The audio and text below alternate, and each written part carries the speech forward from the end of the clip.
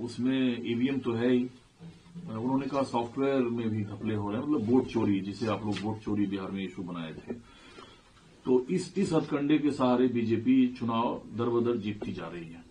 देखिए, उसमें एक महत्वपूर्ण बात उन्होंने और कही थी, मैं समझता हूं उसको गौर करने की जरूरत थी, और वो थी मुख्य चुनाव आयुक्त के व्यवहार के बारे में।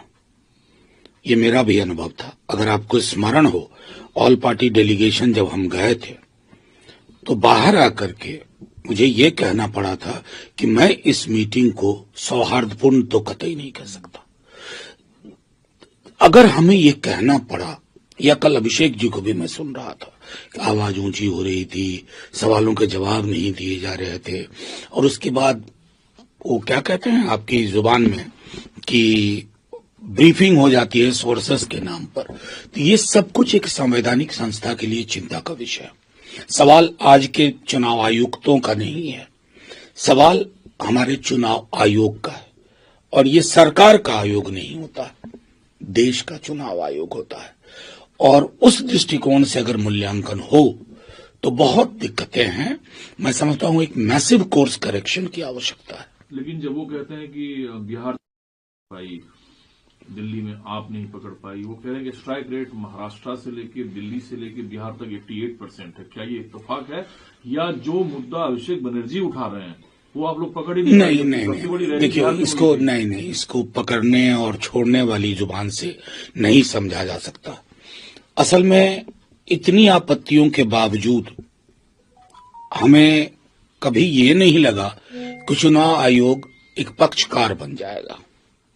उसकी निष्पक्षता शिकायतों के बावजूद हमारे लिए शिरोधार्य थी, उसमें कमी आई। आप लोगों के माध्यम से ही मैंने 100 दफे कहा है। अभी कल मैंने एक आलेख भी लिखा, Indian elections have become Hobson's choice, और ये मेरे लिए और सबके लिए चिंता का विषय होना चाहिए। उस संदर्भ में देखिए, पकड़ना वहां छूट गया, और हम मानते हैं कि शायद हमें और विजिलेंट रहना था, लेकिन हम किससे विजिलेंट रहने की कोशिश कर रहे हैं? मेरे देश के आयोग से। देश का आयोग अपनी पूरी पुरानी विरासत को खारिज करके अपने को नए स्वरूप में डाल देगा, और वो किसी मंत्री या मंत्रियों के इशारे पे चलेगा, ऐसी तो हमने कल्पना नहीं की थी। शायद इसलिए चूक हुई। लेकिन सर, जो राजनीति है वो आते हैं कि भाई बबुआ आके अभी दिल्ली में रो रहे हैं, ममता बनर्जी से लेकर अभिषेक बनर्जी तक ने कहा था एसआईआर बंगाल में नहीं होने देंगे, आपने होने दिया, एसआईआर पूरा हुआ, अब आप दिल्ली में आके नहीं। मेरा कहने का मतलब अधीर रंजन जी को उनके संदर्भ में और बंगाल की पॉलिटिक्स के संदर्भ में देखिए, उतनी मसल फ्लेक्सिंग वो करेंगे, उधर से भी होगा, उस पर मेरी टिप्पणी में क्या करूं? ये टिप्पणी सर इसलिए महत्वपूर्ण है, सबसे लंबा एसआईआर पर यात्रा बिहार में, वोट चोरी का राष्ट्रीय स्तर पर जो माहौल बना वो कांग्रेस आरजेडी सबकी। अभिषेक बनर्जी जब आकर ये कहते हैं कि बाकी दल तो पकड़ ही नहीं पा रहे हैं, तो क्या बंगाल में? मैंने आपको उसका जवाब दे दिया, पकड़ पा रहे हैं, नहीं पकड़ पा रहे हैं। जैसे मैं बताऊं, आप लोगों ने कई बार दिखाया है, जब हमने लिखा चुनाव आयोग को कि पूर्व में इलेक्शन के ठीक मध्य फाइनेंशियल ट्रांजैक्शन नहीं होता, रोका गया था। क्यों नहीं रोका गया? आपने सरकार को झूठ बोल के 10,000 रुपए ट्रांसफर करने दिए कि आगे 1,90,000 मिलेगा। लेवल प्लेइंग फील्ड बचता है। इसको चोरी ना कहें, क्या कहें, डकैती कहें? मतलब शब्द चयन अलग हो सकता है, लेकिन मर्म क्या है? अगर लेवल प्लेइंग फील्ड नहीं है तो वो चुनाव नहीं है।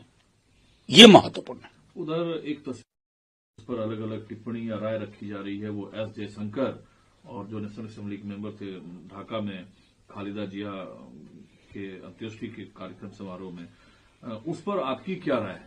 नहीं, मेरा मानना है कि आप इस तरह के अवसरों पे जाते हैं तो क्या करेंगे, हाथ मिलाने से इनकार कर देंगे? मतलब कई चीजें आप उनकी सुपुर्दे खाक में गए हुए हैं, और वहां क्या करेंगे, मुंह घुमा के चल देंगे?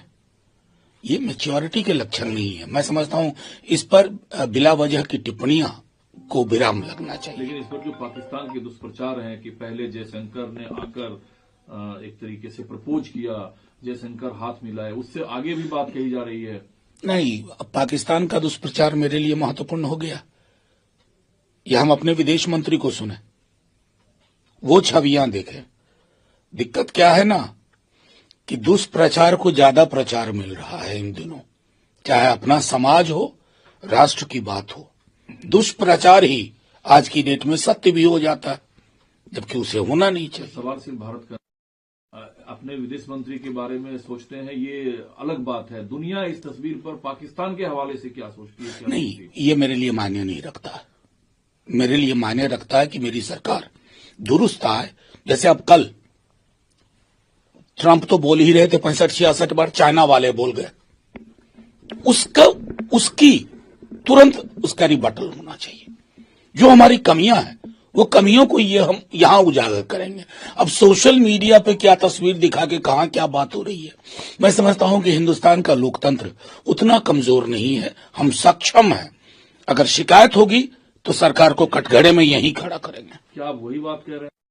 जब दावा करना शुरू किया उस दौर में सरकार का चुप्पी साधना बिल्कुल ठीक, ये मैं उनसे पूर्व बोल चुका हूं। कल ही आप ही के वायर सर्विस को मैं बोल चुका हूं और मैं कायम हूं अपनी बात पर। मेरा मानना है कि 65 बार ट्रंप साहब के बोलने के बाद, और अब यहां से, अब तो कल को उत्तर दक्षिण कोरिया से कोई बोल देगा तो उसका रिबटल होना चाहिए ना, स्ट्रांग रिबटल, सोर्सेस में लीक करवा करके नहीं। भाषाई विवाद कभी कभी इतना, भागवत कहते हैं कि भारत की सभी भाषा राष्ट्रीय भाषा है। घर में सभी लोग अपनी मातृभाषा में बात करें, जो वहां की रीजनल भाषा है। जब एक राज्य के नागरिक दूसरे राज्य जाते हैं तो वहां की भाषा सीखिए, सम्मान करिए, क्योंकि भारत की सभी भाषा राष्ट्रीय भाषा है। इतनी व्यापक बयान के बाद फिर जो तस्वीरें आती है, जो खबरें आती है, दोनों में विरोधाभास हो। नहीं, उनके इस व्यापक बयान के बाद सबसे पहले किसको मानना चाहिए? किसके पुरोधा हैं वो? कौन सी पॉलिटिकल पार्टी उनसे प्रेरणा लेती है? बीजेपी के मंत्रियों को देख लीजिए भागवत साहब।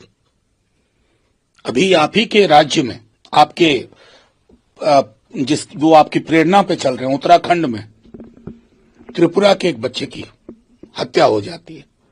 मैंने कोई बयान नहीं सुना आपका। भाषा और नस्लवाद का जो नंगा स्वरूप हम देख रहे हैं इन दिनों, इतना जहर बोया गया है, तब आप लगातार चुप रहे। अब जहर हर नथुने में, हर फेफड़े को व्यक्त कर चुका है।